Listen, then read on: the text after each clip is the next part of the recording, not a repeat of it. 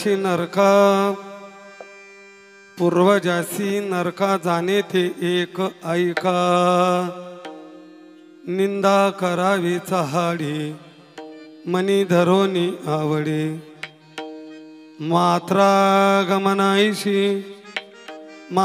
गमनाईशी जोडी पातकाच्या राशी निंदा करावी चहाडी मनी धरोनी आवडे तुका मने वाट कुंभपाकाची ते नीट निंदा करावी चहाडी मनी धरोनी आवडी विठ्ठल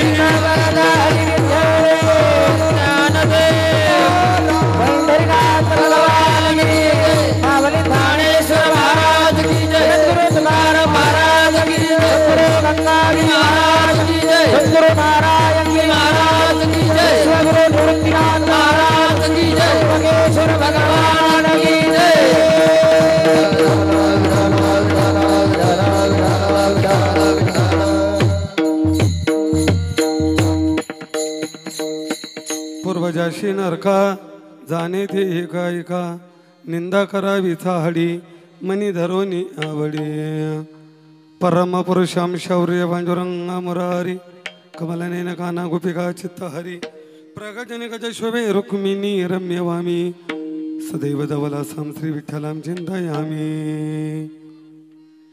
पांडुरंगा करू प्रथम नमन दुसरे चरण संताचिया त्यांच्या कृपादाने कथेचा विस्तारो बाबाजी सद्गुरु दासदुगा नमो ज्ञानेश्वरा नमो ज्ञानेश्वरा नमो ज्ञानेश्वरा नमो ज्ञानेश्वरा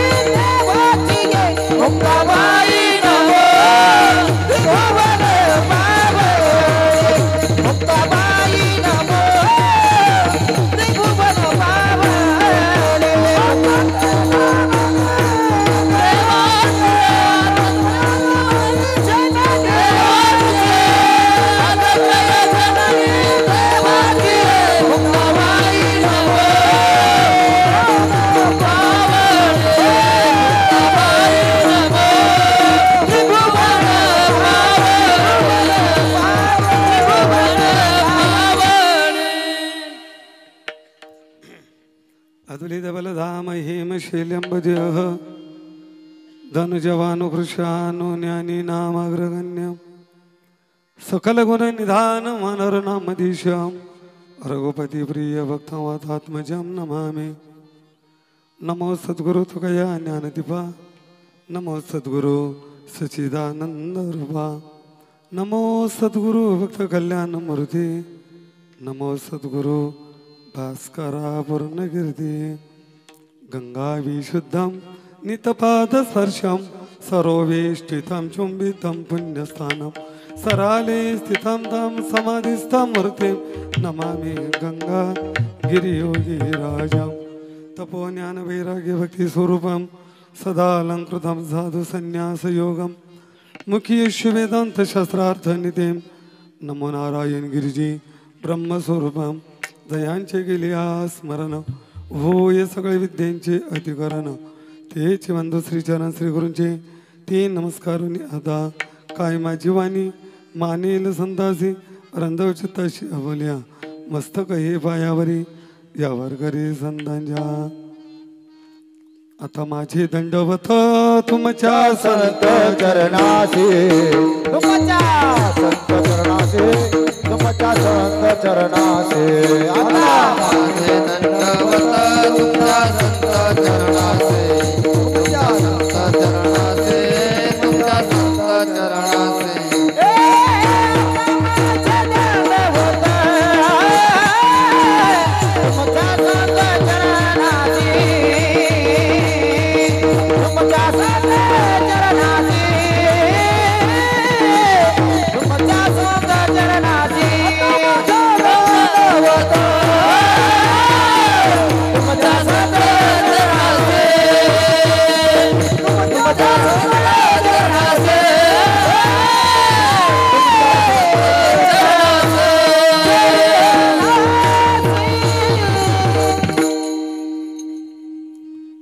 पूर्वजाशी नरका जाणे ते एक ऐका, निंदा करावी चाहाडी मनी धरोनी आवडी। प्रस्तुत संकीर्तन सेवेसाठी निवडलेला अभंग महान भगवत भक्त विश्ववंद्य जगद्गुरु श्री तुकोबराय यांचा 4 चरणाचा प्रसादिक एक अभंग आहे।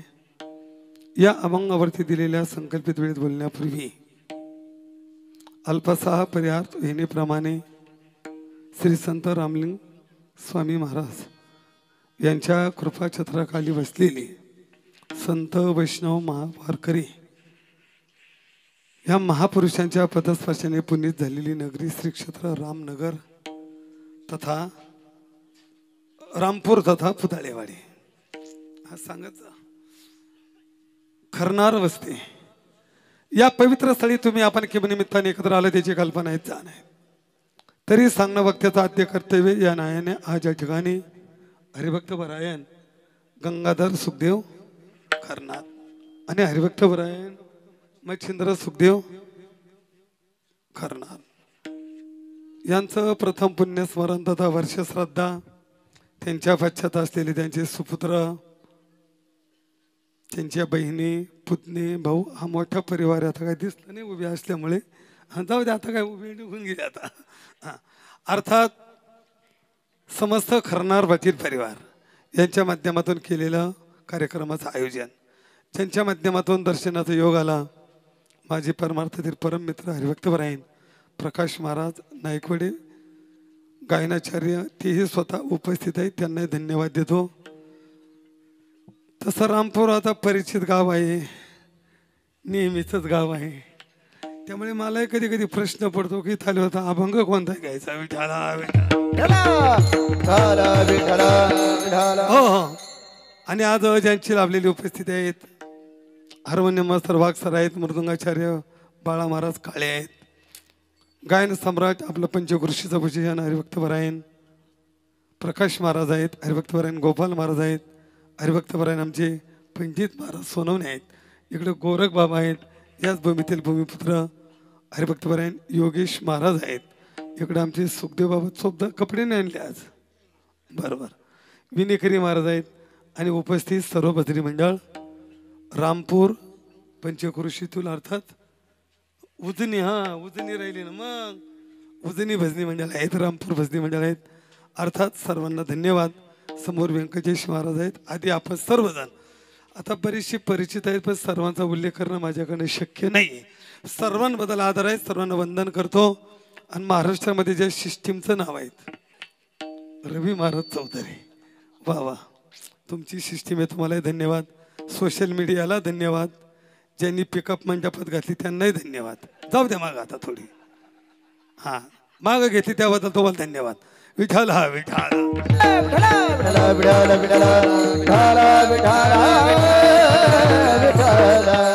चला, दिलेली संकल्पित वेळ आहे, त्या वेळेत बोलायचं. आणि अतिशय ज्येष्ठ आणि श्रेष्ठ श्रोतृवर्ग आहेत, तज्ज्ञ आणि हुशार आहेत, सर्वांना वंदन आहे. तुम्ही थोड्या पुढे येता का? जवळ या ना, लय लांब बसत गेल्या मागं. बघा तुमच्या हिशोबानं जमलं तरी या. कुठं महिला मंडळ पुढे पुढे येऊन बसा. विठाला विठाला विठाला विठाला विठ्ठला विठ्ठला विठ्ठला विठ्ठला. या अभंगाद्वारे जगद्गुरु श्री तुकोबरा यात्वत जीवाला किंबहुना तुम्हा आम्हाला सांगताय की आपले पूर्वज नरकात कशाने जातात. आता इथे दोन मुद्दे आहे.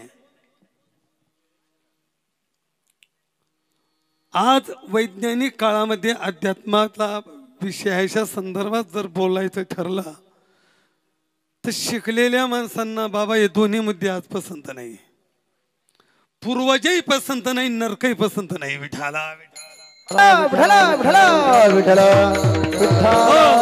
कारण जी माणसं शिकली नाही याला अंधश्रद्धा, पौराणिक कथा, दंतकथा, भाकड कथा अशी त्यांनी नावं दिलेली आहेत. ते आजच हे असं नाही, तुकोबरायांच्या काळातही ऐकत नव्हते म्हणून तर महाराजांना म्हणावं लागलं. मी काय सांगतो ते ऐका. जेव्हा समाज अधर्माने वाटचाल करतो त्यावेळेला संत महापुरुष समाजाला धर्माच्या रस्त्यावर आणण्यासाठी पदोपदी सांगत असतात. म्हणून कितीतरी प्रमाण आपल्या पुढे. विठाला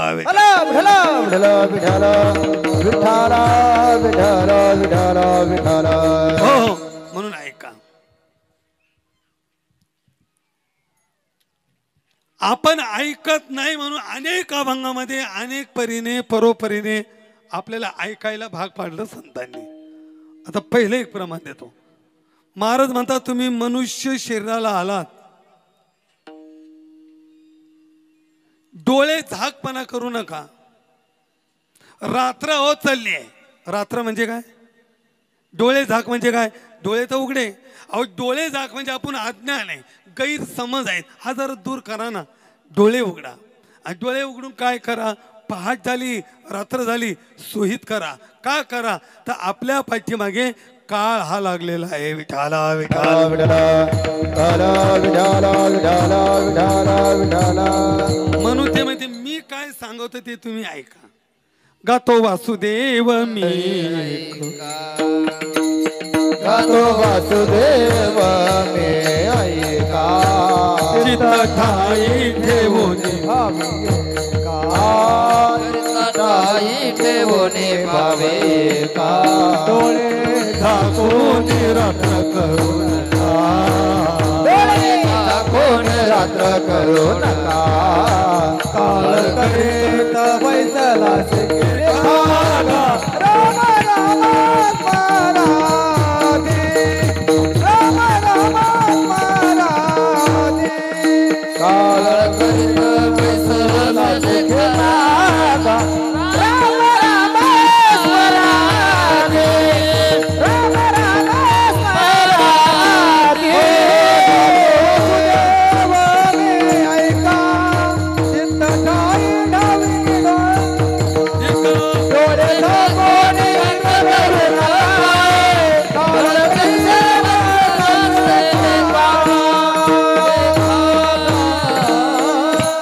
मी वासुदेव आहे. मी काय गातो ते ऐका. चित्त एक करा, डोळे झाकू नका, रात्र करू नका. का तर काळ आपली गणना करतोय. तो काळ आपल्या मागे लागलेला आहे. तर काळ का मागे लागला? काही कारण तर असेल ना त्याला मागे लागायचं. काय कारण आहे? काहीच नाही. अगदी सोप्या वाक्यात सांगतो. हा माईक कुणाचा आहे? रविदादाचा. समजा कीर्तन झालं ना, हा माईक मी खोलला आणि खिशात टाकला आणि त्यांनी बघितलं, काय म्हणतील बरं ते? ते इमानदारीत म्हणतील आज सुरुवातीला महाराज नदर चुकीनं माझा माईक तुमच्या खिशात गेला. नदर चुकीनं गेला, नको एवढ्या मोठ्या माणसाची इज्जत घ्यायला असंच म्हणतील अगोदर. नकोय बाबा. पण मी ऐकलंच नाही. ते बोलले पण मी ऐकलं आणि मी पळालो. काय करतील सर ते माझ्या मागं पळतील का नाही? का पळाले, का मागं लागले? त्याचं एकच कारण आहे की त्यांची वस्तू मी घेतली. त्यांची वस्तू मी घेतल्यामुळे नरोडे पाटील ते माझ्या मागं लागले. तशी ही वस्तू कुणाची आहे? देह आहे काळाचे. काळाचे. देह कुणाचा आहे? काळाचा आहे. तर देह काळाचा आहे आणि त्याची वस्तू आपण बळकवली. कुणाची? काळाची. मग आता ती घेण्यासाठी ते माग लागलंय आपल्या. पाठी लागला से काळ दात खातो करगरा. जन्माले बाळ त्याच्या पाठी लागे काळ, त्याच्या पाठी लागे काळ, त्याच्या पाठी लागे काळ. जन्माले बाळ त्याच्या पाठी लागे काळ, त्याच्या पाठी लागे काळ, त्याच्या पाठी लागे काळ.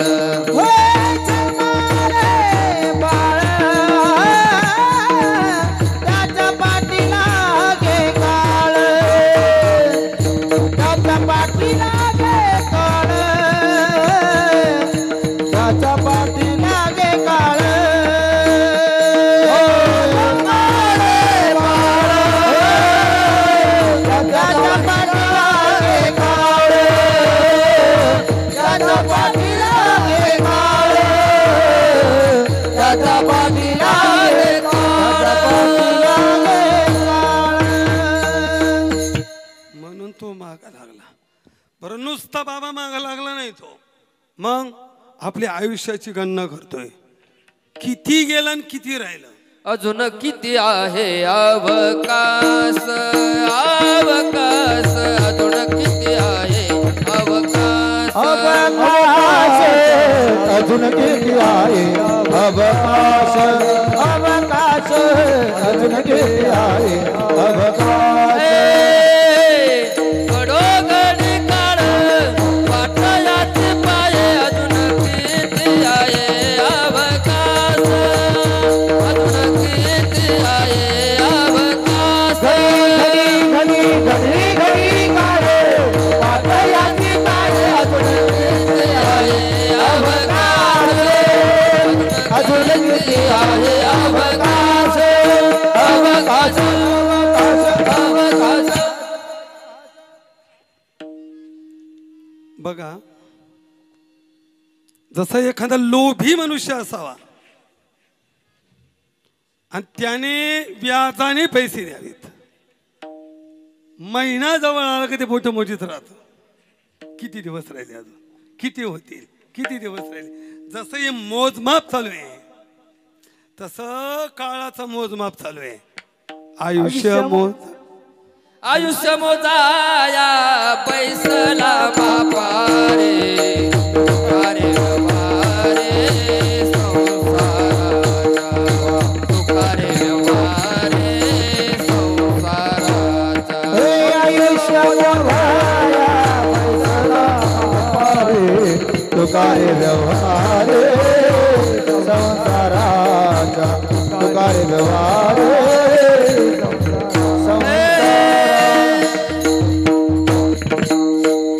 आयुष्य जात ये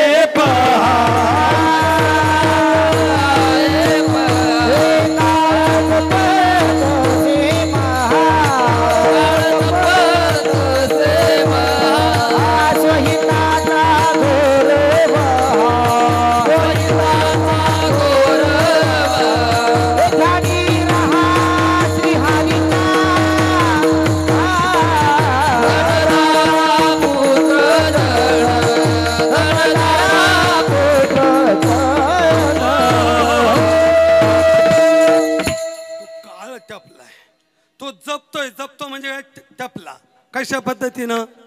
पाहतो उंदीर घेऊन जाय बोका तैसा काळ लोका नेतसे. मिरच्यावाला गेला वाटतं एक. तो म्हणे मला मिरच्या पोच. आता हे गोरच आहे ना. हे घोर व्हावा लागतात. हे घोर व्हायल्यापेक्षा सोहिताचा गोरवा. मग सोयीत कशात आहे म्हणून संत सांगतात ऐका सोयीत कशाने होईल. ऐके रे जना तुझ्या सोहिताच्या गोला पंढरीचा राणा मना माझी स्मरावा. ऐकले जना तुझ्या सोयीचा गुणा पंढरीचा राणा मला माझे स्मरावा.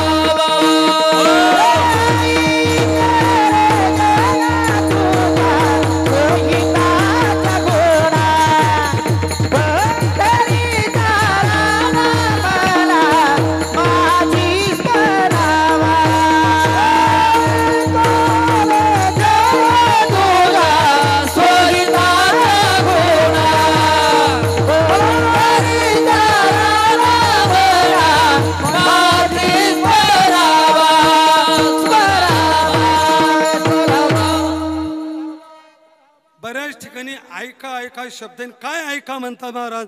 मी म्हणे मी वासुदेव गातो ऐका चित्त एकत्र करा. काळ पाठीमागा लागला हे ऐका विसरू नका. परत दुसरं सांगितलं सोयीत कशात आहे जो पंढरीचा रान आहे त्याचं मनामध्ये स्मरण करा त्याच्यामध्ये हित आहे. अरे राम रामाचं स्मरण करा त्याच्यामध्येच हित आहे हे सांगितलं ऐका. आणि जर नाही ऐकलं महाराज म्हटले तर तुमचा जन्म व्यर्थ गेला वाया गेला. सांगतो तुम्हासे हजार विठ्ठला नाही तर गेला जन्म वाया नाही तरी गेला. हो सांगतो तुम्हासे हजार विठ्ठला नाही तरी गेला जन्म वाया नाही तरी गेला जन्म वाया. म्हणून सांगतात तसं आजच्या भंगामध्ये महाराज सांगते ऐका म्हणतात. काय ऐका तर आपले पूर्वज नरकात कशाने जातात ते ऐका. आता इथे दोन बाजू आहे. पूर्वजांचा उद्धार कशाने होतो ती एक बाजू आणि पूर्वज नरकात कशाने जातात ती एक बाजू. तर पहिली बाजू बघू आपण पूर्वजांचा उद्धार कशाने होतो. कारण पूर्वजांची इच्छा आहे. ज्ञानोबराय सांगतात बघू रग बाबा तरी पितर काय करते कासयाने स्वर्गी बसते म्हणून ती कुळापाशी. स्वर्गात असलेले पितर आपले पूर्वज आपल्या मुलाबाळाकडून इच्छा करतात की आमचा यांनी उद्धार करावा. विठाला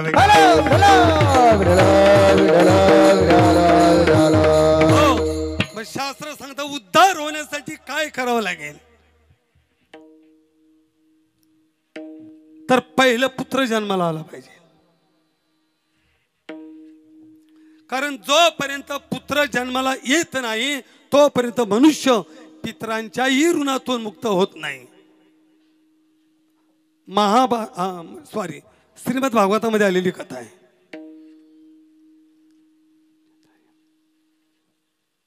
त्या कथेमध्ये त्याचं नाव जरायूचं तो साधना करत होता आणि साधनेतून बाहेर आला आणि रस्त्याने चालला. त्याला एक दृश्य बघितलं. एक वटवृक्ष आहे. त्या वटवृक्षाच्या फांद्या खोल गेलेल्या आहेत. त्याला ऋषी मुनी उलटे लोम काढलेले आहेत आणि त्या मुळ्या उंदीर कुरताडताय. त्याने बघितलं आणि सांगितलं हे उंदीर मुळ्या कुरतात म्हणजे ऋषी मुनी आता खाली पडणार मरणार. म्हणून तो उंदरांना मारू लागला. पण तितक्यात ते ऋषी मुनी बोलले. ते म्हटले थांब ते उंदीर नाहीये ती काळ आहे आणि आम्ही कोणी ऋषी मुनी नाहीये आम्ही तुझे पूर्वज आहे. वंशामध्ये तू एकटाच आहे. तुझ्या पश्चात वंश खंडन होतोय. आमचा स्वर्गातला मान कमी झाला. पिंडदान जलदान आदी क्रियाद्वारे जे आम्हाला मिळायला हवं होतं ते आता मिळत नाही. म्हणून आम्ही अधोगतीला चाललोय. आम्ही नरकाला चाललोय. मग तुला लग्न करावं लागेल. मग त्याने विचार केला माझ्या नावाची जर मुलगी मिळाली तर मी लग्न करेल. पुढे चालून तो नाग लोकांमध्ये जातो. त्याच नावाची मुलगी मिळाली. पण तिने अट केली तू संन्यासी आहे तू साधू आहे लग्न करशील निघून जाशील, पण मला वचन दे जोपर्यंत तुला मुलगा होत नाही तोपर्यंत माझा त्याग करता येणार नाही. त्यांनी वचन दिलं. मोठी कथा आहे. आज सुरुवातीला असं म्हणतं त्याला 9 मुली झाल्या. किती मुली झाल्या? 9 मुली झाल्या. आणि नंतर 10वा मुलगा झाला. मग मातृऋणातूनही मुक्त झाला, पितृऋणातून मुक्त झाला, पत्नीच्या ऋणातून मुक्त झाला आणि परत संन्यास घेतला. म्हणून आपल्या वंशामध्ये आपल्या पश्चात आपल्याला जलप्रधान, तिलप्रधान आणि पिंडप्रधान ही 3 क्रिया करण्यासाठी वंशामध्ये पुत्र पाहिजे. विठाला विठाला विठाला विठाला विठाला विठाला. पण अजून एक मुद्दा क्लिअर करून देतो. वंश कोणता खंडन होतो आणि आपण त्याला वंशबूड म्हणतो, हे कुणाला म्हणतो, हा एक मुद्दा जर समजून घ्या समाजामध्ये. सर, जर एखाद्या व्यक्तीला 2 भाऊ आहेत, किती भाऊ आहेत? 2. दोघांपैकी एकाला संतती झाली आणि एकाला संतती झालीच नाही. ज्याला संतती झाली नाही त्याला वांज नाही म्हणत शास्त्र. कारण वंश पुढे चालू. एकाला मुलगा आहेत ना, आपल्याला जरी मुलगा झाला नाही पण दुसऱ्या भावाला जो पहिला मुलगा होतो त्यावरती अधिकार ज्याला मुलगा झाला नाही त्याचा असतो. म्हणून दत्तक देताना मोठा मुलगा दिला जातो. विठाला विठाला विठाला विठाला. 2 भावांपैकी एकाचा जरी विस्तार पडला दादा आणि एकाला नाही झालं ना तरी त्याचा वंश चालू आहे असं मानलं जातं. किंवा उदाहरणार्थ एखाद्या व्यक्तीला 2 पत्नी आहेत. एका पत्नीला मुलबाळ झालेलं नाही पण दुसरीला झालं ना. पहिलीला नाही झालं पण दुसरीला झालं ना. मग जिला झालं तिच्याही पहिल्या मुलावर पहिल्या आईचा अधिकार असतो. लक्षामध्ये ठेवा. म्हणून तिलाही शास्त्रामध्ये निपुत्री किंवा वांज म्हणत नाही. विठाला विठाला विठाला. मग तुम्हाला वंश खंडन कोणाचा झाला? परंपरेने एकच आला आणि त्या एकाला भाऊ नाही, तू एकटाची, त्याला संतती झाली नाही. आता त्याच्या पश्चात कोणी नाही, त्याचा वंश खंडन झाला म्हणावा. विठाला विठाला विठाला विठाला. हो, म्हणून त्यांना तो अधिकार आहे मुलाला. मग मुलाने काय करावं? तर मुलाने शास्त्राने सांगितलं की पूर्वजांचा उद्धार कशाने होईल याची काळजी घ्यावी. कारण त्यांची इच्छा आहे की आमच्या वंशामध्ये कोणीतरी आमचा उद्धार करावा. मग उद्धार कशाने होतो? तर शास्त्रामध्ये अनेक पर्याय दिले. ही जी कर्म दिली ना ही कर्म त्याच्यासाठी दिलेली आहेत बाबा. तर पहिलं कर्म आहे हस्ती गंगेत गेली पाहिजे. हस्ती कुठे गेली पाहिजे? गंगेत. जर हस्ती गंगेमध्ये गेली तर पूर्वजांचा पुढचा रस्ता सुकर होतो. म्हणून शास्त्र एक सांगतं कुठल्याही व्यक्तीची प्राण गेल्यापासून 3ऱ्या दिवसापासून तर 7व्या दिवसापर्यंत हस्ती ही गंगेत गेली पाहिजे. कुठे गेली पाहिजे? गंगेत. पण आता इकडे काय ते भागाभागाचा रिवाज वेगळा आहे. तुमच्याकडे हस्ती कधी वेचतात? 2ऱ्या दिवशी का 3ऱ्या? 2ऱ्या. आता शास्त्रानुसार 2रा दिवस नाहीये. 2ऱ्या दिवशी फक्त सावरले म्हणते. त्याला काय म्हणतात? राग सावरणे. हस्ती वेचणे नाही, हस्ती संच नाहीये. 2ऱ्या दिवशी काय? सावरणे. आता सावरणे म्हणजे फक्त पोळ घालणे. तर शास्त्र म्हणतात 3 दिवस स्मशानभूमी रिक्त नसावी. किती दिवस? 3 दिवस. म्हणून 2ऱ्या दिवशी सावडायचं आहे आणि 3ऱ्या दिवशी हस्ती वेचायची आहे. मग 3ऱ्या दिवसापासून तर 7व्या दिवसापर्यंत हस्ती जर गंगेत गेल्या तर पूर्वजांचा काय होतो? पुढचा मार्ग सुकर होतो. 3ऱ्या दिवसापासून तर 7व्या दिवसापर्यंत मुहूर्ताची गरज नाही. पण पुढे मुद्दा ऐका बरं. अंत्यसंस्कार आणि दशक्रिया दादा याच्यामध्ये जर अमावस्या आली, ऐका, अंत्यसंस्कार आणि दशक्रिया यामध्ये जर अमावस्या आली तर हस्ती दशक्रियेच्या नंतर विसर्जन करावे. अमावस्या आली तर का? त्याचं कारण असं आहे, जेव्हा आपण प्रेतावरती संस्कार करतो आणि अमावस्या जर मध्ये आली तर प्रेतावर केलेले संस्कार हे निरर्थक ठरतात. हे काय ठरतात? निरर्थक. मग त्याचं परत संस्कार करण्यासाठी काही नसतं, फक्त शिल्लक असते हस्ती. म्हणून हस्ती दशक्रिया झाल्यानंतर 11व्या दिवशी परत संस्कार करून ती विसर्जन करावी. विठाला हो. मग त्याला पुरावा तुम्हाला मोठा पुरावा आहे भागवतातला. सगर राजाचे पुत्र कपिल मुनीच्या शापाने भस्मसात झाले, ढिगार पडला. मग त्यांच्या उद्धारासाठी स्वर्गातून गंगा मृत्यूलोकात आली आणि ज्यांनी आणली त्याचं नाव आहे भगीरथ. भगीरथाने आणली. आता ती मोठी अडचणी आणली गंगा. पण गंगा भगवान शिवाच्या जटातून खाली येत नाही. परत प्रार्थना केली, जटेतून गंगेला हिमालयात सोडलं. परत गंगा गुप्त झाली. परत इंद्राचा ऐरावत आणला आणि हिमालयाला छिद्र पाडलं. तिथून गंगा प्रगट केली. जिथून गंगा प्रगट केली त्याला म्हणतात गंगाद्वार किंवा हरिद्वार. पण आता नेम परत असा आहे, भगवान शिवाच्या पिंडीवरती किंवा मूर्तीवरती.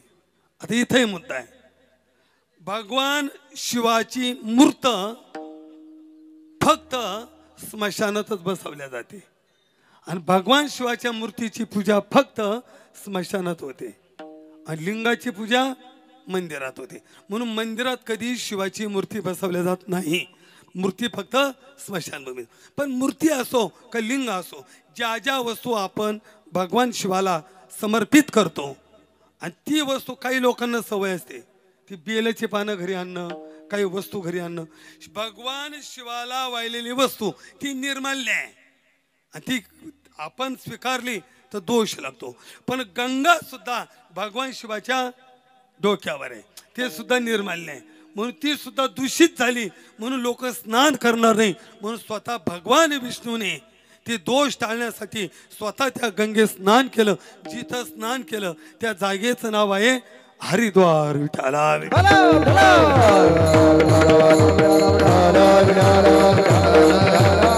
आणि ती गंगा पूर्वजांच्या हस्तीवरती गेली सागराच्या आणि तिचा पूर्वजांचा काय झाला, उद्धार झाला. म्हणून तर तुकोबराय म्हणतात, धन्य वंशी जन्माला भागीरथ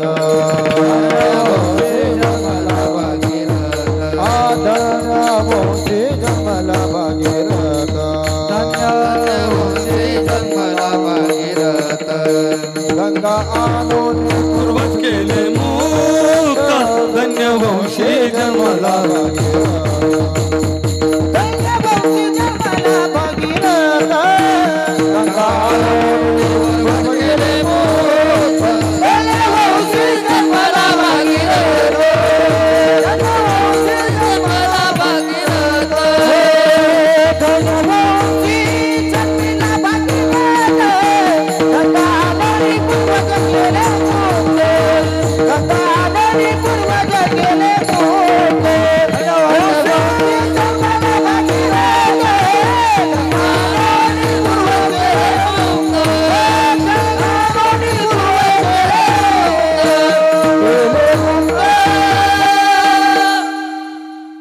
पूर्वजांच्या मुक्तीचं उद्धाराचं साधन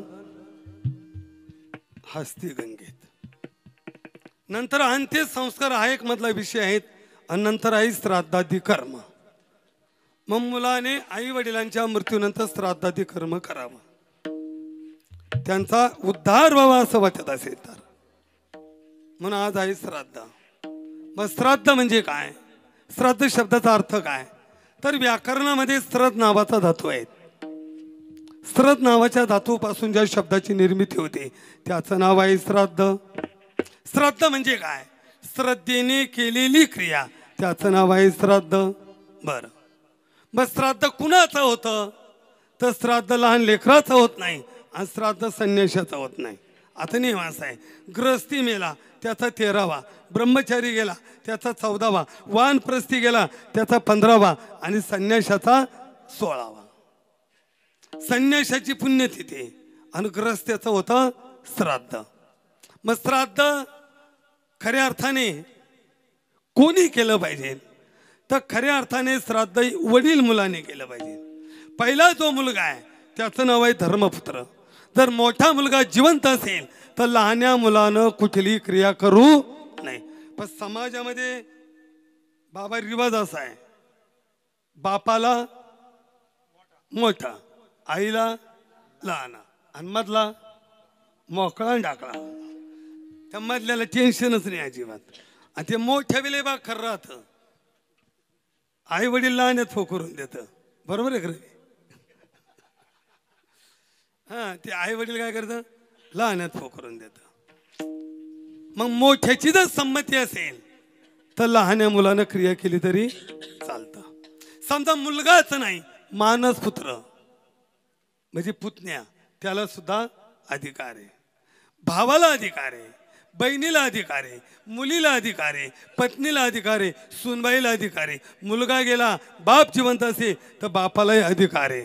त्याच्या पुढे सांगतो, हे नाहीच कळालं, ज्या मित्राला सुद्धा मित्राचं पिंडदान करण्याचा अधिकार आहे. आणि ज्याला कोणीच नसेल तर त्याचं श्राद्ध करण्याचा अधिकार हा गावच्या पाटलाला आहे. विठाला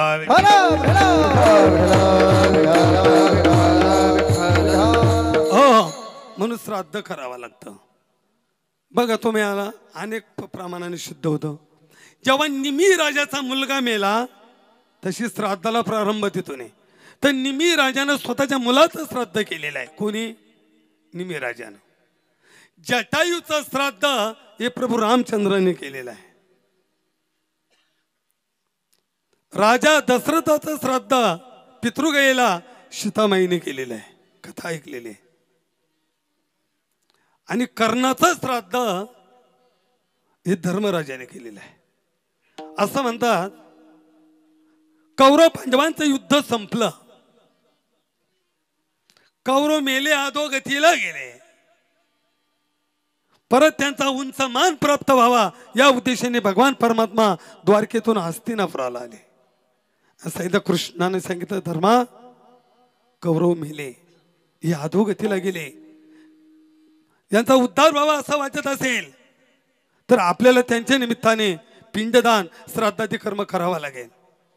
धर्मराजा म्हटलं, देवा तू धर्माची मूर्ती, तुला माहित नाही, अरे आयुष्यभर या कौरवांनी आमचा छळ केला, राज्याचे मालक आम्ही होतो, तरी अखंड वनवास आम्हाला भोगावा लागला, आणि त्या कौरवांचं पिंडदान आम्ही करावं.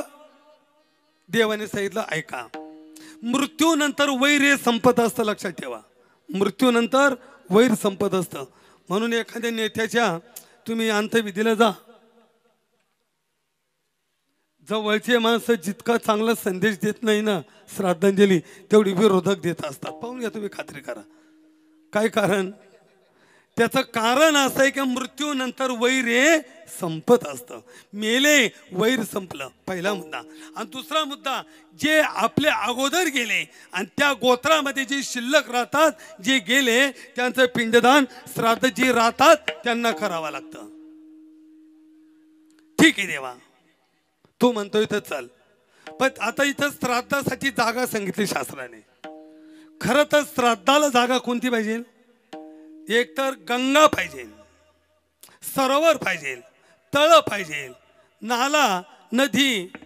एक का तर एक पिंड जलाशयामध्ये सोडायचा असतो. आता उदाहरणार्थ कुणासाठी? तर माशासाठी.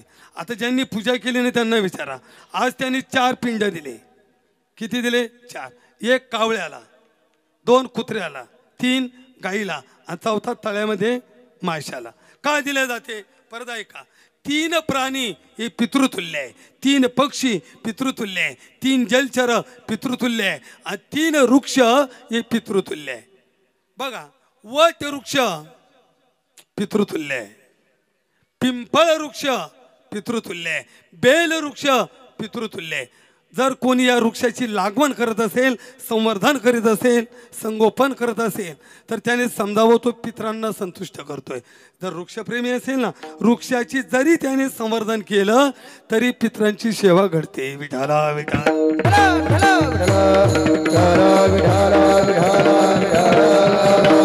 हो, ऐका, 3 जलचर पितृतुल्य आहेत, मासा पितृतुल्य आहे, कासव पितृतुल्य आहे आणि सर्प पितृतुल्य आहे, गाय पितृतुल्य आहे, कुत्रा पितृतुल्य आहे आणि हत्ती पितृतुल्य आहे.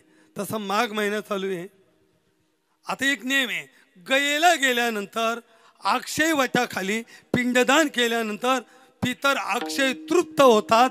तसं माघ महिन्यात मघा नक्षत्रावर जर हत्ती मिळाला आणि हत्तीच्या कानाची सावली ज्या जागेवरती पडेल त्या जागेवर जर मुलानं पिंडदान केलं तर मुलगा पितरांच्या ऋणातून मुक्त होऊन अक्षय पितर तृप्त होतात. विठाला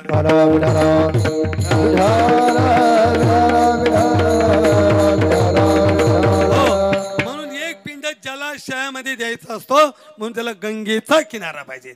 पण आता हे शक्य नाही ना, मग दुसरी जागा सांगितली गाईचा गोठा. पिंडदानासाठी जागा कोणती दुसरी? पण कोणत्या गाईचा? गावरान, जर्शीचा नाही. सुखदेव बाबा बर, त्यात अजून अडचण आहे. त्या गोठ्यात नुसत्या गाईच बांधलेल्या पाहिजे, बैल बांधलेला नसावा. आणि हे जर नसेल तर मग जिथं पिंडदान करायचं ती जागा तरी एकांतामध्ये आणि ती तरी गावरान गायच्या सेनाने सारवलेली पाहिजे. म्हणून याच्यासाठी जागा जी सांगितली गेली ती म्हणजे गंगा.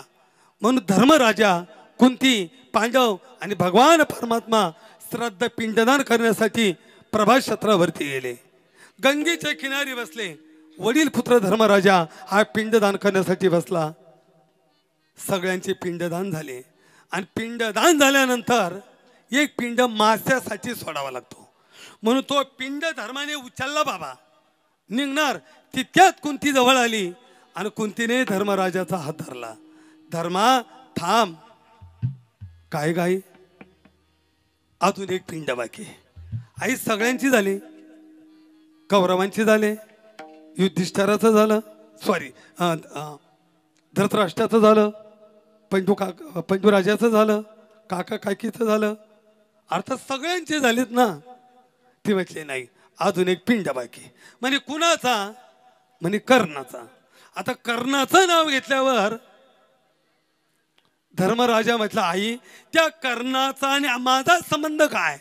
तो गोत्रातला नाही, तो वंशातला नाही, तो दासी पुत्र आहे आणि त्या दासी पुत्राचं मी का पिंडदान करावं? कुंती म्हटले नाही दासी पुत्र नाही. मग मी सूर्य मंत्र जपल्यानंतर ज्याची निर्मिती झाली तो कर्ण आहे.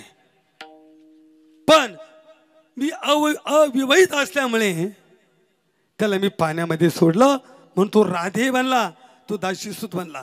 कर्ण हा दासीसूत नाहीये, तर कर्ण हा पहिला पांडव. कुंती सांगती देवाला कर्ण पांडव रे पहिला. कुंती सांगती देवाला कर्ण पांडव रे पहिला. कुंती सांगती देवाला कर्ण पांडव रे पहिला. कुंती सांगती देवाला कर्ण पांडव रे पहिला.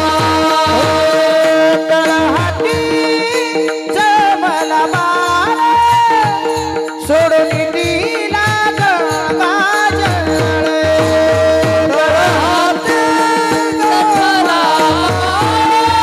सोडून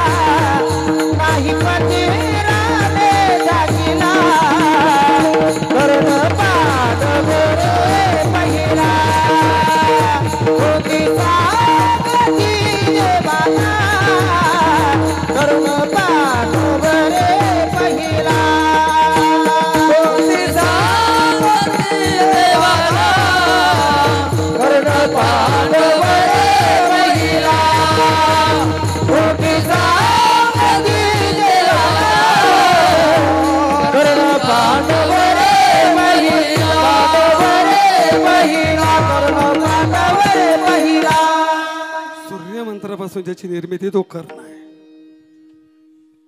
कर्ण पहिला पांडव आहे हा शब्द ऐकल्याबरोबर धर्मराजाच्या हातातला पिंड गळाला. रडू लागला, टाव फोडला. आई मला शंका होती. जेव्हा मी तुझं माते दर्शन घेतो, तुझ्या पायाची बोट आणि कर्णाच्या पायाची बोट मला सारखी दिसायची. मला शंका होती की कर्णाचा आणि कुंतीच्या पायाचा संबंध काय. तो संबंध आज कळाला. म्हणून तर कर्ण युद्धात मारला गेला. आई, ही गोष्ट यापूर्वी तू सांगायला हवी होती. जर ही गोष्ट तू सांगितली असती ना, तर कर्ण मारला नसता, या राज्याचा मालक कर्ण. पण ही गोष्ट माते तू पोटात ठेवली ना, म्हणून अनर्थ घडला. जा, इथून पुढे मी स्त्री जातीला शाप देतो. इथून पुढे स्त्रीच्या अंतःकरणात कधीच गुप्त गोष्ट राहणार नाही. आणि कर्णाचं पिंडदान धर्मराजाने केलं. विठाला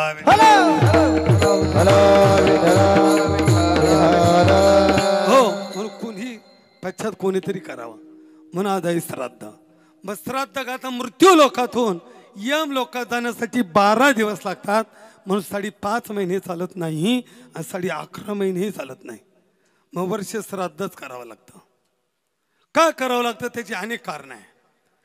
जोपर्यंत श्राद्ध होत नाही तोपर्यंत मुलगा माय पित्याच्या ऋणातून मुक्त होत एक.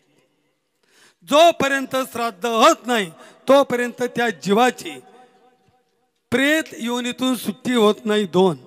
आणि तिसरी म्हण तुम्हाला माहिती आहे, बाप दाखव नाही तर श्राद्ध घाल. विठाला विठाला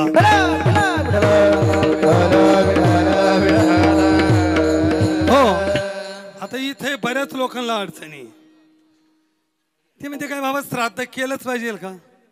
समजा नाही केलं तर काय होतं.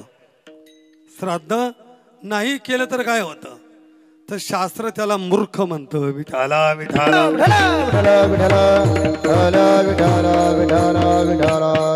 श्राद्धं पुरुषन ददती न दैवतानि चर्चिता सौहृद मित्र न लभते तमोर मूढ चेतसा. जो मुलगा आई वडिलांच्या मृत्यूनंतर श्राद्धादी कर्म करत नाही तमोर मूढ चेतसा, तो मुलगा मूर्ख आहे.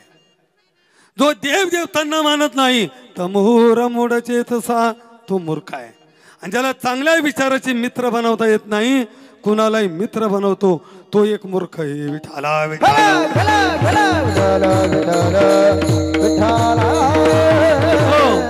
म्हणून मुलांनी या 3 क्रिया करायच्या आहे.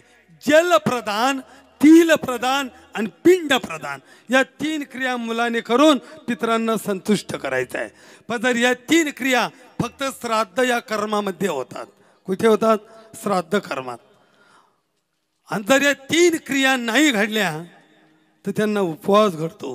ते दुःखी होतात, त्यांचा मान सन्मान जातो आणि मग ते आपल्या कुळाला शाप देतात. मग पितर काय करते, मग पितर काय करते, मग पितर काय करते, मग पितर काय करते. शाप देती अति क्रोधे, शाप देती अति क्रोधे,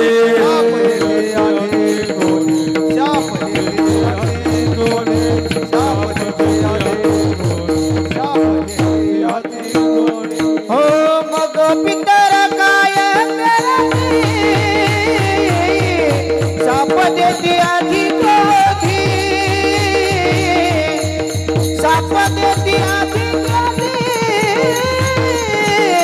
शाप देती आधी क्रोधी.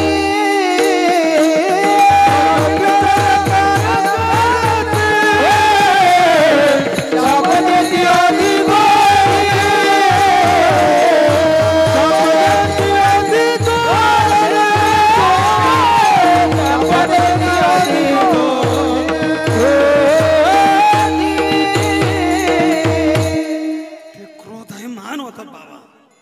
ते शाप देतात.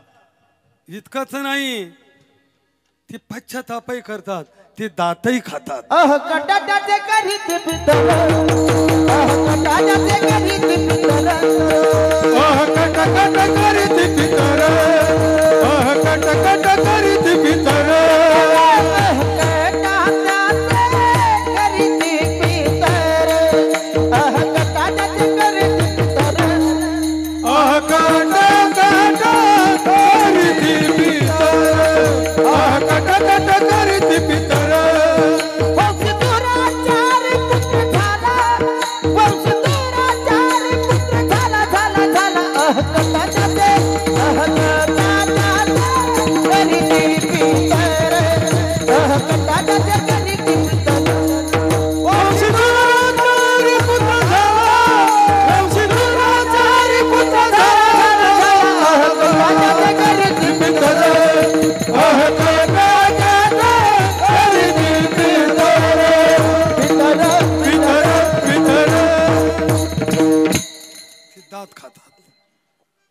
वाघ सर आपण दात कधी खातो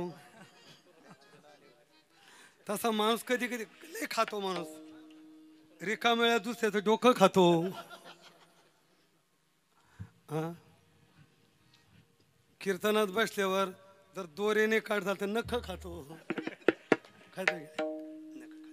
जाऊ दे पण दात कधी खातो तर आपला शत्रू दिसला आपला विरोधक दिसला का त्याला पाहिल्यानंतर काय करतो तशी पितर श्राद्धादी कर्म नाही झालं तर ते दात खातात आणि शाप देतात म्हणून आता एक साधं वाक्य परत ऐकून ठेवा प्रपंचिक माणूस असो परमार्थिक पितरांच्या आशीर्वादाशिवाय प्रपंचामध्ये उन्नती होत नाही आणि पितरांच्याच कृपेशिवाय परमार्थ शेवटाला जात नाही म्हणून पितर संतुष्ट पाहिजे पितर आनंदी पाहिजे आणि जर संतुष्ट असेल तर आपल्या जीवनात कधीच धोका नाही लक्षामध्ये ठेवा आणि ते जर नाराज झाले त्यांनी जर शाप दिला तर मग आपल्या जीवनात दुःख भोगावं लागतं मग किती दुःख आहे अनेक प्रकारचे दुःख आहे आपले पितर जर नाराज असेल तर त्याची काही लक्ष नाही तशी कुलदेवता पण आहे आपली कुलदेवता सुद्धा नाराज नसली पाहिजे म्हणून उदाहरण प्रत्येक व्यक्तीनं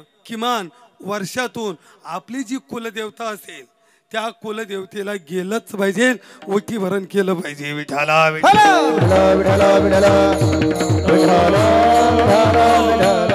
मग आपली कुलदेवता जर नाराज असेल तर काय घडतं आता ती मोठी यादी पण एकच कारण सांगतो फक्त उदाहरण तुम्ही आता गावामध्ये आलात समजा तुम्ही गावात गेले बर गावात गेले तुम्ही ज्या कामाला गेले ते काम संपलं बर तुमच्या जवळचे मित्रही निघून गेले तरीही तुम्हाला घरून फोनही चालू झाले तरी तुम्ही घरी लवकर जात नाही घरात जाण्याची इच्छा होत लक्षामध्ये घ्या घरी जाण्याची इच्छा होत नसेल त्याने समजून घ्यावं आपली कुलदेवता नाराज आहे कारण कुलदेवता त्या घरात त्याला जादा काळ वास करू देत नाही विठाला आणि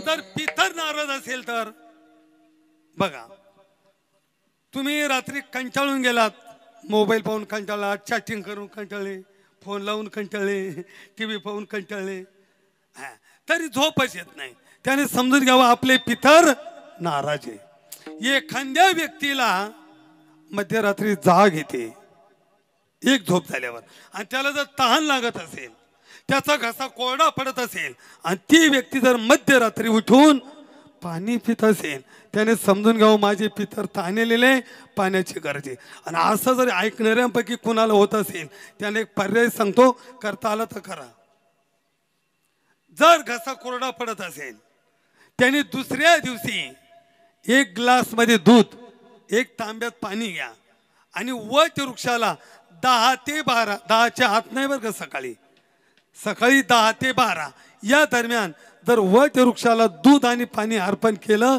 तर वट वृक्ष पितृतुल्य त्यांची ताण भागते तुमचा घसा कोरडा पडायचा बंद होईल खात्री करून घ्या मग विश्वास ठेवा विठाला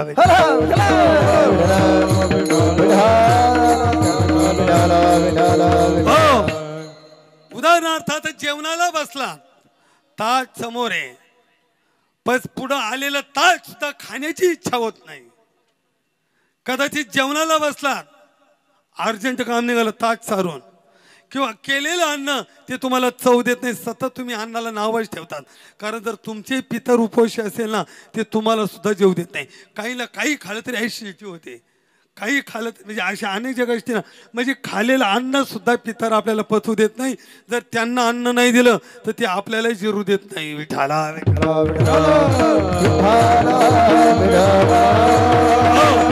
जेवणाला बसतात ताटामध्ये जर नेहमी वारंवार केस येत असेल तो स्त्रीचा असो पुरुषाचा वारंवार ताटात केस येतो घासात केस येतो तोंडात केस जातो कायमचे केस दिसतात समजून घ्यायचं पितर आपले भुकेलेले परत महत्वाचा मुद्दा जर बाप लेकाचं तत्व जमत नसेल मुलगा जर बापाचं मान्य करत नसेल त्याने समजून घ्यावं पितर आपले नाराज आहे दुःखी आहे काही न करता आरोप होत असेल पितर तुमचे नाराज आहे किती प्रयत्न केला अपयशच येत असेल पितर आपले नाराज आहे आणि मुला मुलीच्या विवाहाला अडचण येत असेल तरी पितर नाराज आहे विठाला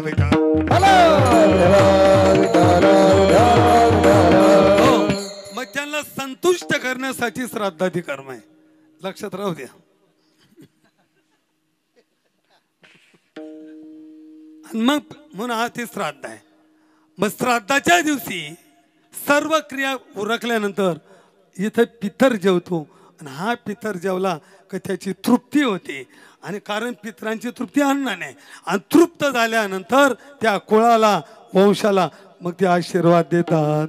तुका मान पितृ आशीर्वाद देती, तुका मान पितृ आशीर्वाद देती, कल्याण इच्छिती सदा जाते, कल्याण इच्छिती सदा जाते. तुका मान पितृ आशीर्वाद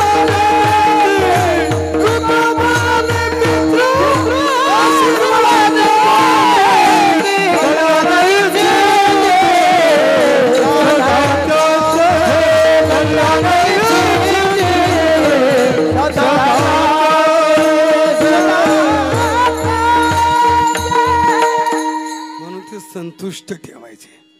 मग त्यांना संतुष्ट ठेवण्यासाठी आपण काय करतो बाबा? पितृपक्षामध्ये जेवण देतो की नाही?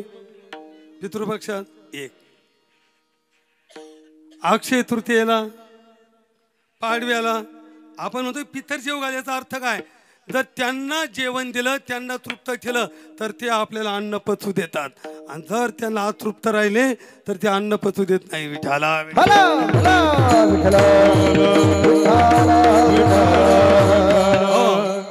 आता यांना तृप्त करण्यासाठी, यांच्या उद्धारासाठी अनेक मार्ग आहेत. उदाहरणार्थ जर तुम्ही पंढरपुरामध्ये गेलात आणि त्या क्षेत्रामध्ये काही अन्नदान केलं तर कोटी कुळाचा उद्धार तिथे होतो असं पंढरी महात्मे सांगतं. येथे एक शीत दिले अन्न होय कोटी कुळाचे उद्धारण, कोटी या केले पूर्ण ऐशे महिमान या तीर्थाचे. म्हणून गेलात पंढरपूरला ना तर अन्नदान करायचं. आम्ही अन्नदान नाही करत, पण देवाच्या पुढचा प्रसाद उचलून घेतो. आम्ही तर नाहीच देत काही. ऐका, तिथं अन्नदान.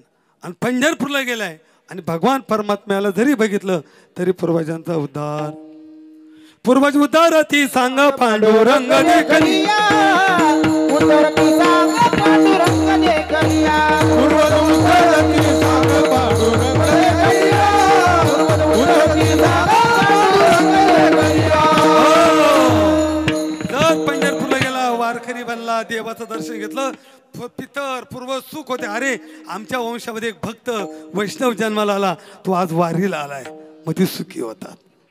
जर आळंदीचा वारकरी असेल तरी पूर्वजांचा होता. जो करील याची यात्रा तो तारील सकळे गोत्रा, मातृ पितृ भ्राता सगोत्र अपार चतुर्भुजनार होऊन ठेले. हा सगळ्यात. किंवा ज्ञानदेवी अभ्यास मोठा, नामस्मरण मुखावाटा, हरी हरी स्मरता, पूर्वज गेले वैकुंठा. त्याचं स्मरण देवाचं केलं तरी पूर्वज वैकुंठाला जातात. आणि जाऊ द्या बाकी नाही कर्मकांड करता आलं तर बरीच वारकरी इथं सगळ्यांनी एक विनंती आहे. जो नित्य नेमाने सायंकाळी हरिपाठ करतो, आणि हरिपाठाला किती वेळ लागते? 15 मिनिटं. एका माणसाला किती लागतात बाबा? 15 मिनिटं. जो नित्य नेमाने हरिपाठ करत असेल त्याला बाकीचं कर्मकांड करण्याची गरज नाही. त्याने फक्त नेमाने हरिपाठ करा. त्याच्या पूर्वज जिथं असतील तिथून त्यांचा रस्ता वैकुंठाचा मोकळा होतो. विठाला विठाला. पूर्वाचा वैकुंठ मार्ग सोपा, पूर्वाचा वैकुंठ मार्ग सोपा, पूर्वाचा वैकुंठ मार्ग सोपा, पूर्वाचा वैकुंठ मार्ग सोपा.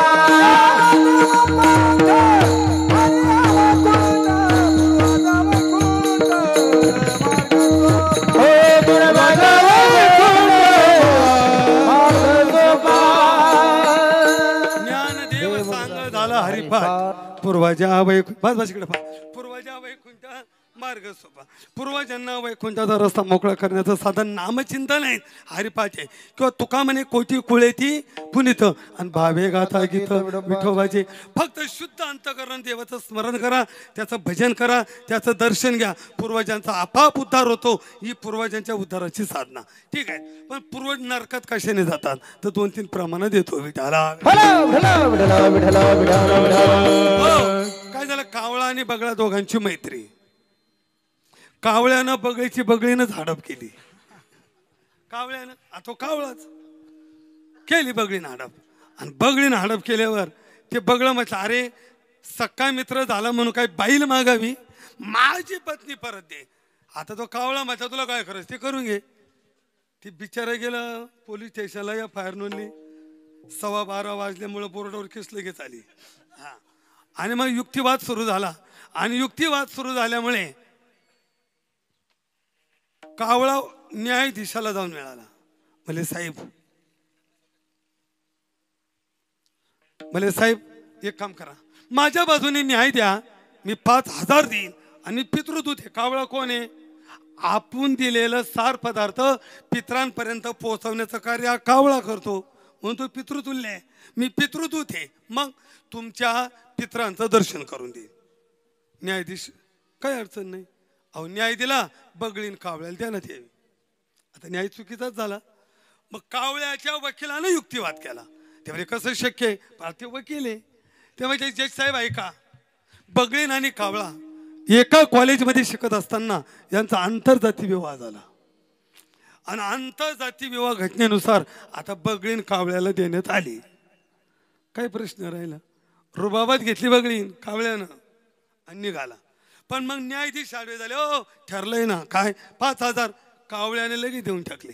म्हणे तुम्ही पितृदूत आहे म्हणे, हो मग माझ्या पूर्वजांचं दर्शन करून द्या. कावळा म्हणे लगेच, त्याला कशाला वेळ पाहिजे, चला. न्यायाधीशाला घेतलं. आज सर्व गावाचं सांड पाणी ज्या खड्ड्यात साचलेलं होतं तिथं कावळा घेऊन गेला. कुणाला? न्यायाधीशाला. बाबा आज सांगितलं आतमध्ये बघा, जो बारीक शेपटीचा किडा ही तुमची आई आणि जाड शेपटीचा किडा तुमचा बाप. न्यायाधीश म्हणे कावळ्या डोका आहे काही ठिकाण्यावर. म्हणे साहेब गाथा वाचली का? जो खोटी साक्ष देतो, जो लाच खातो, लोभापायी खोटा न्याय करतो. म्हणून एक विनंती बर का, निमंत्रण बंद झालं तरी चालेल,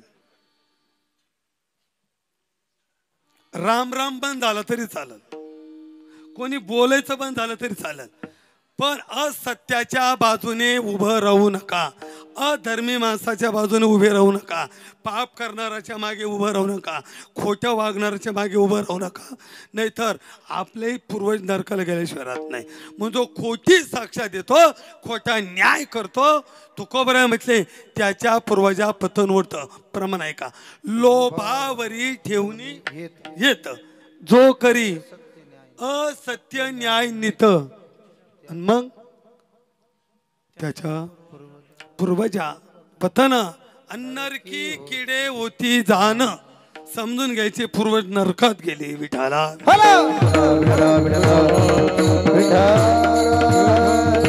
परत पूर्वज नरकाने, या आपल्या गैरवर्तनामुळे बरं का, या आपल्या चुकीच्या वागण्यामुळे. आता आपल्या धर्मामध्ये, हिंदू संस्कृतीमध्ये, संप्रदायामध्ये आपल्यापेक्षा लहान असेल तिला मुलीचा दर्जा आहे, खांद्याबरोबर असेल तिला बहिणीचा दर्जा आहे, आणि आपल्यापेक्षा वयानं मोठी असेल तिला मातेचा दर्जा आहे. पण जो कोणी नष्ट दुर्जन पर स्त्रीची आबरू घेतो, तिची हेळसांड करतो नाही का, तिची छेडछाड करतो, तिचा संग करतो, तुकोबराय म्हटले त्याचेही पूर्वज नरकात जातात. विठाला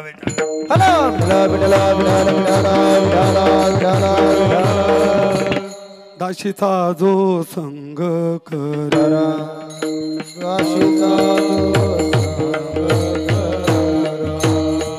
दाशीचा जो संग करे, दाशीचा जो संग करे, त्याचे पूर्वज नरकात, त्याचे पूर्वज नरकात,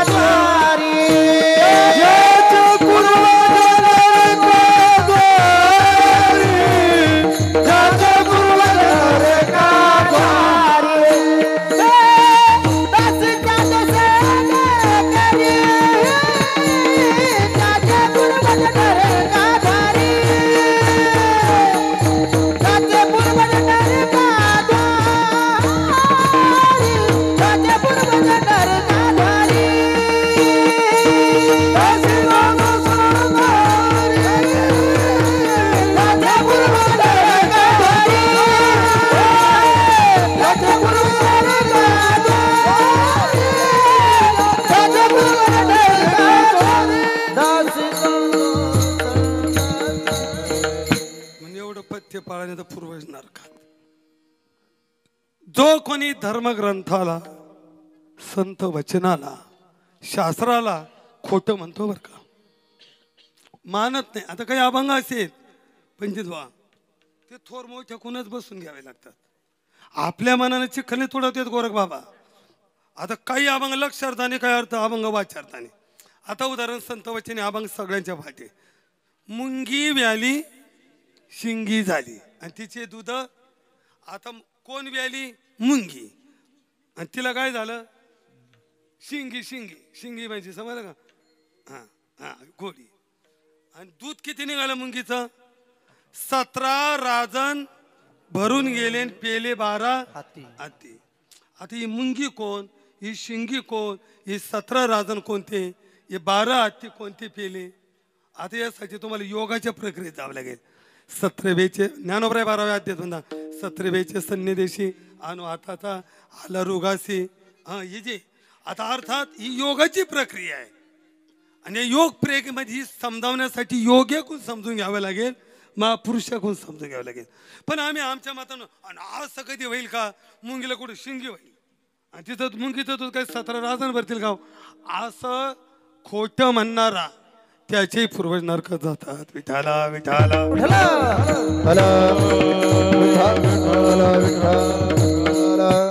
विष्णुदास नामा म्हणे ऐका त्यांची ख्याती. लटिके जे म्हणती त्याचे पूर्वज नरकात जाते. विष्णुदास नामा म्हणे ऐका त्याची ख्याती. लटिके जे म्हणती त्याचे पूर्वज नरकात जाते. विष्णुदास नामा म्हणे ऐका त्यांची ख्याती. लटिके जे म्हणती त्याचे पूर्वज नरकात जाते. हा विष्णुदास नामा म्हणे ऐका त्याची ख्याती. लटिके जे म्हणती त्याचे पूर्वज नरकात जाते. लटिके न बोलो आम्ही वर्तमान खोटे. लटिके न बोलो आम्ही वर्तमान खोटे. लटिके न बोलू आम्ही वर्तमान खोटे. लटिके न बोलू आम्ही वर्तमान खोटे. लटिके न बोलो आम्ही वर्तमान खोटे. लटिके न बोलो आम्ही वर्तमान खोटे. लटिके न बोलू आम्ही वर्तमान खोटे. लटिके न बोलू आम्ही वर्तमान खोटे.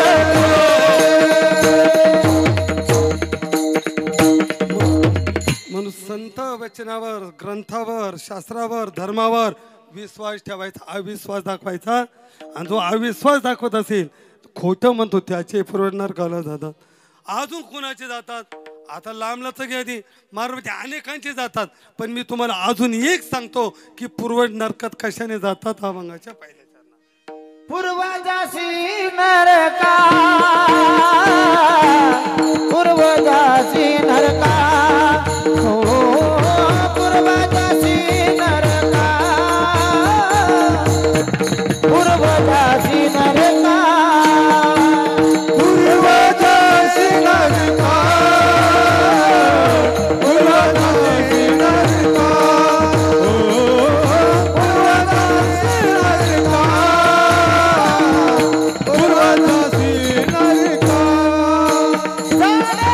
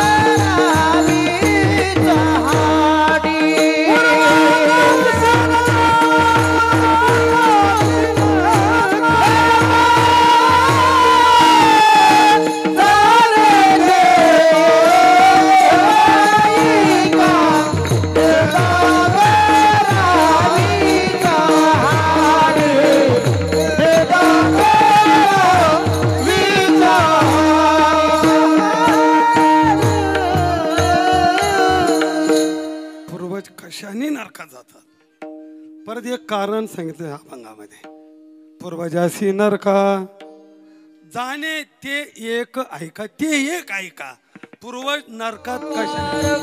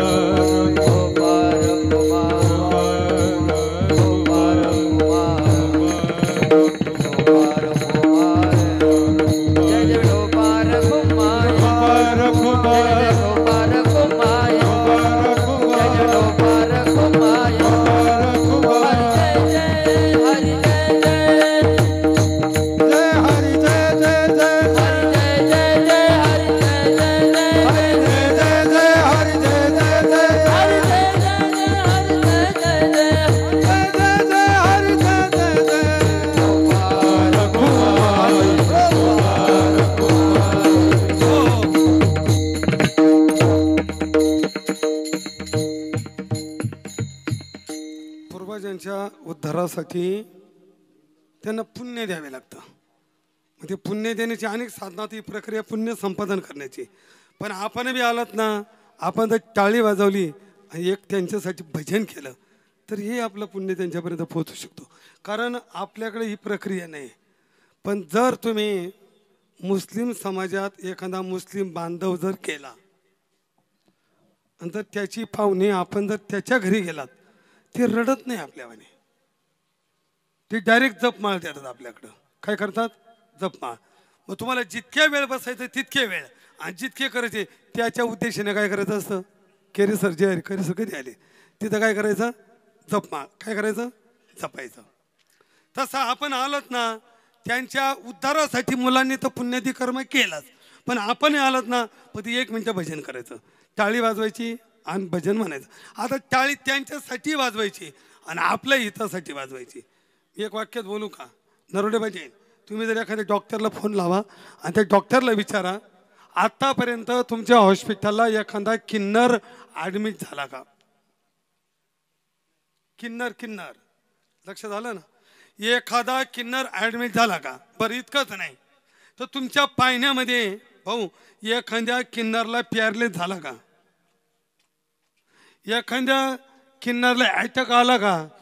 उत्तरच नाही तुमच्याकडे. कारण का? तर त्यांचा व्यवसाय आहे टाळी.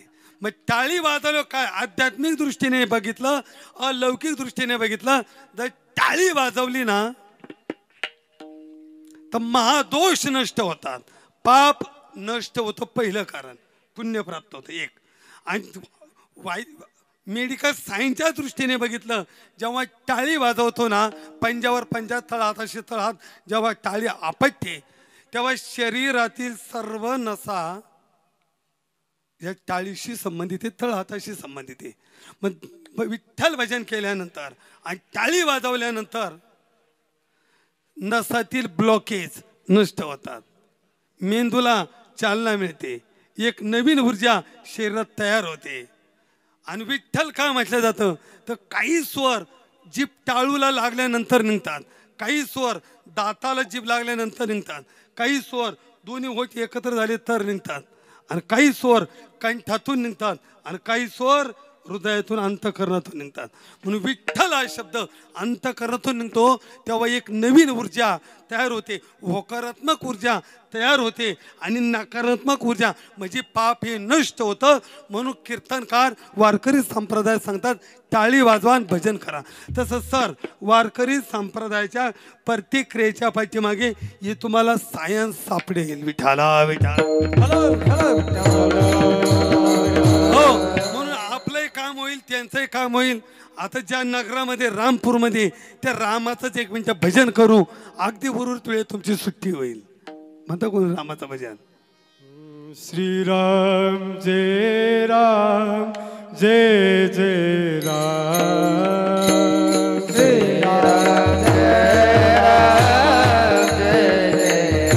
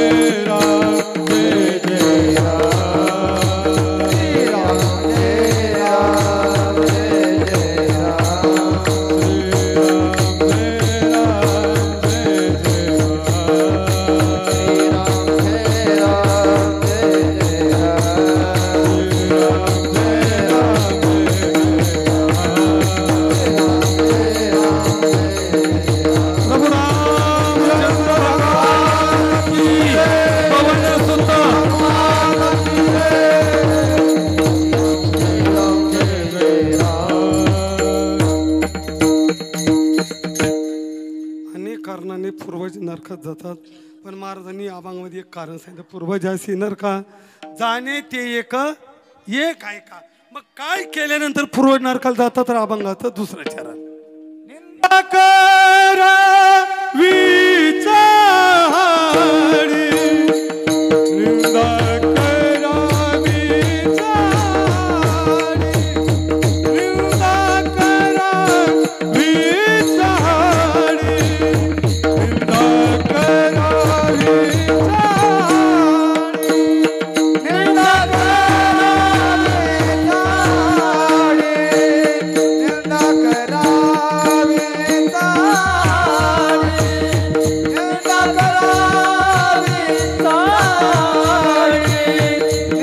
करा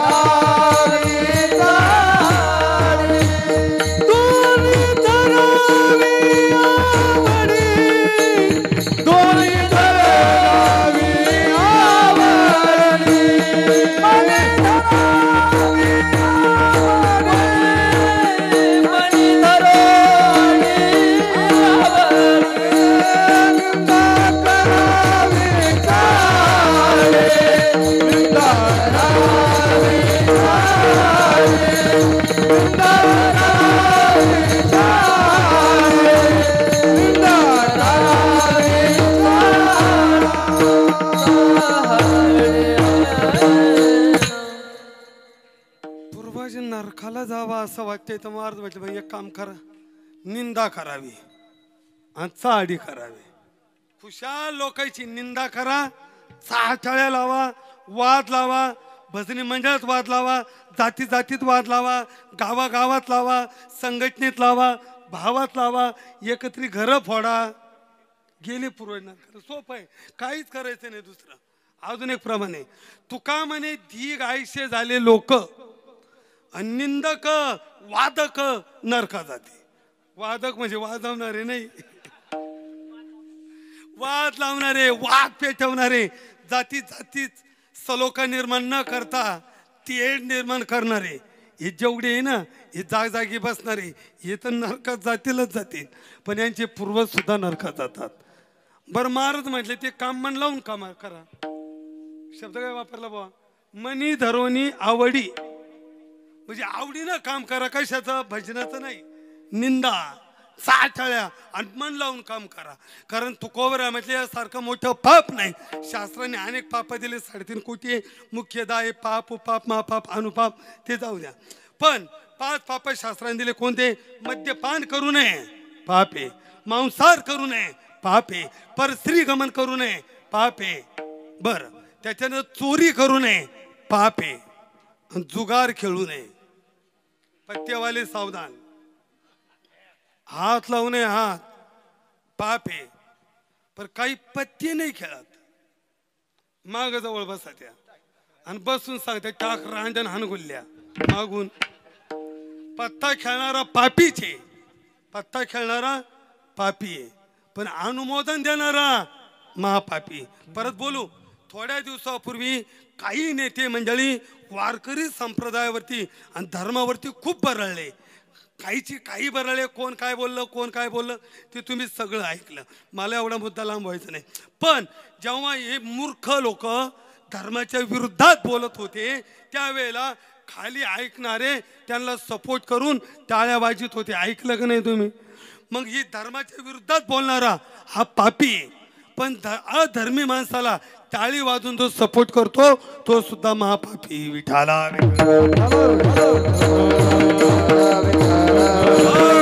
म्हणून केले पाप ज्याने दिले अनुमोदन. जो पाप करतो आणि पापी माणसाला जर कोणी अनुमोदन देत असेल तो सुद्धा महापापी. हे झालं पाप महापाप. पण सगळ्यात महापाप आहे ती निंदा. निंदेसारखं मोठं पाप नाही. आणि ज्याच्या जीवनात निंदा घडली, पाप किती पाप, तर आईशी कर्म करण्याचं पाप. मात्रा गमनायचे आणि जोडी पातकाच्या एकच नाही, आईशी कर्म केल्याचं त्याने पापाची पाप केलं आणि या पापाचं फळ त्याने विचारच करायचा नाही. जे 48 24 वगैरे जी नरक सांगितले त्या नरकात कुंभ नावाचा नरक कुंभपाक हा भयान आहे. आणि त्याने निंदा करणाऱ्याने डोक्यात एकच ठेवायचं की कुंभपाक नरकाचा वाट आपल्यासाठी मोकळी झाली. तुका म्हणे वाट आणि कुंभपाकाची ते नीट. म्हणून निंदा करावी आवडी, निंदा करावी चहाडी आणि मनी धरवणी आवडी. मग आता चाटळ्या लावायच्या का न लावायच्या आणि निंदा करायची न करायची हे ज्याचं त्याचं ज्याला त्याला स्वतंत्र आहे. ज्ञानेश्वर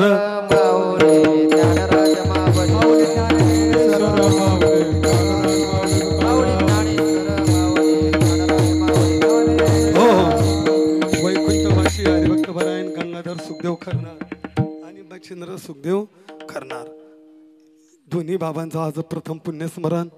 त्यांच्या परिवाराने आखीवर एक सुंदर असं आयोजन नियोजन केलेलं आहे. त्यांना कुठे धन्यवाद. परिसरातील जमलेले सर्व भजनी मंडळ, गायनाचार्य, मृदुंगाचार्य, साऊंड सिस्टीम एकंदरीत सर्वांना धन्यवाद देतो.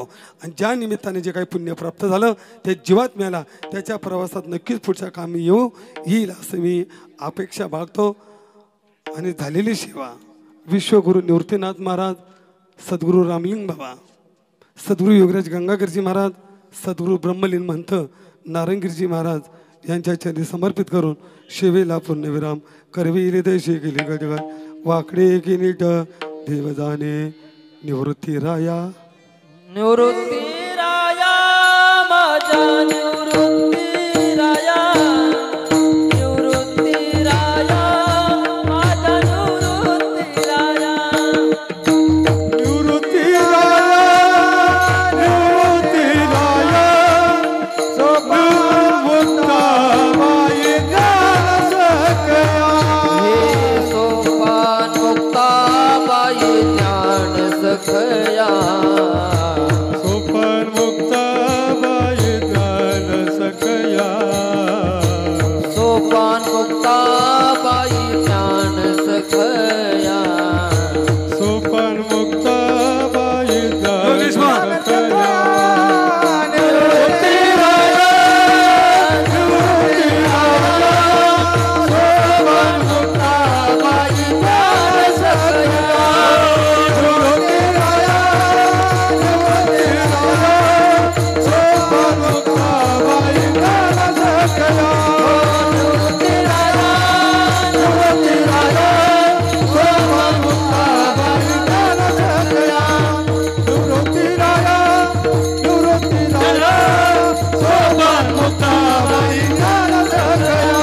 विश्वगुरु निवृत्तीला विठ्ठल जय जय. जय जय विठ्ठल जय जय रामा बोली रे गुरु देवा